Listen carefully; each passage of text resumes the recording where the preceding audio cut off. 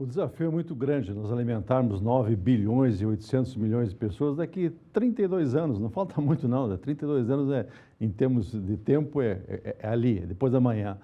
Então, o desafio do mundo é produzir alimentos. Nesse momento, você vê um artigo do Dr. Maurício, presidente da Embrapa, mostra claramente a distribuição o uso e a distribuição de terras no mundo. Quando você olha a distribuição de habitantes do mundo, você pega dois países, Índia e China, que dá 2 bilhões e meio de habitantes, 30% da população atual do planeta.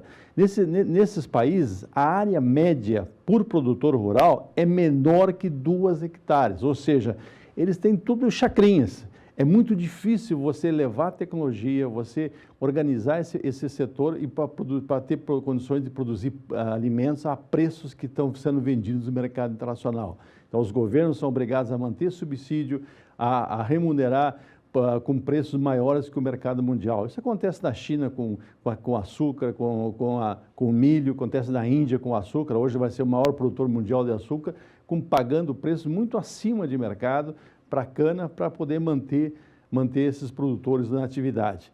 O desafio daqui para frente é você enfrentar uma mudança climática que cada vez mais fica clara que está acontecendo. Você vai ter secas mais intensas e chuvas mais fortes. Nesses últimos dias, quem acompanha os telejornais vê o que aconteceu na Europa, o que aconteceu em termos de enchentes, países que nunca se falava de enchentes, como o caso da Suíça, mostrou uma situação dramática para eles.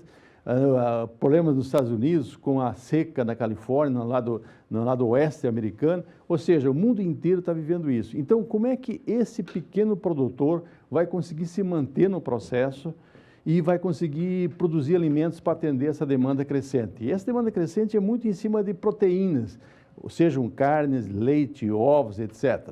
E para produzir essas proteínas, você precisa de milho e de soja, basicamente. Hoje, no mundo, só tem 4 países que produzem soja, praticamente. Os Estados Unidos, Brasil, Argentina e os demais países que não produzem 15% do total produzido no mundo. Então, o mundo inteiro está se concentrando a produção. E muitas vezes, o pequeno produtor não tem condição de participar desse processo. Se você olhar no Brasil hoje tem 5 milhões e 200 mil propriedades rurais, 5 milhões e 200 mil. 3 milhões de propriedades rurais no Brasil, os moradores dessas propriedades não tiram um salário mínimo por mês, os adultos não tiram um salário mínimo por mês dessa propriedade. Ou seja, essa massa de pessoas, a tendência delas é ir para a cidade e trocar de atividade. Elas não conseguem produzir. Por que o pequeno produtor não consegue se manter no processo? Ele não tem acesso à tecnologia. Vamos pegar o exemplo do algodão, por exemplo. O algodão no Brasil hoje está na mão de pouco mais de 1.000 produtores brasileiros de algodão. Por quê? Porque é uma lavoura cara, é uma lavoura difícil, é uma lavoura que exige equipamentos muito sofisticados. Uma colheitadeira de algodão custa 2 milhões e 800, 2 milhões e 700 mil reais. Ou seja, praticamente aquele algodão artesanal, pequeno produtor, desapareceu do processo. Hoje está na mão de poucos produtores. Se você pegar dos 5 milhões e 300 mil propriedades rurais no Brasil, olha o número, 23 mil produzem o equivalente à metade do valor bruto da produção agropecuária no Brasil. É uma concentração. É positivo? De um ponto de vista do todo, sim. Por quê? Porque você consegue produzir alimentos a um custo mais barato, em volumes maiores. Hoje você compra um filé de frango num supermercado a R$8 o quilo. Por quê? Porque você produz um milho a R$30, de 26, 16, tudo que é preço no Brasil, dependendo da região, ou seja, produz um grão que é fundamental na produção de carne a um preço bastante baixo, vamos falar assim, e que atende, dá condições de que qualquer habitante consiga ter poder aquisitivo para comprar.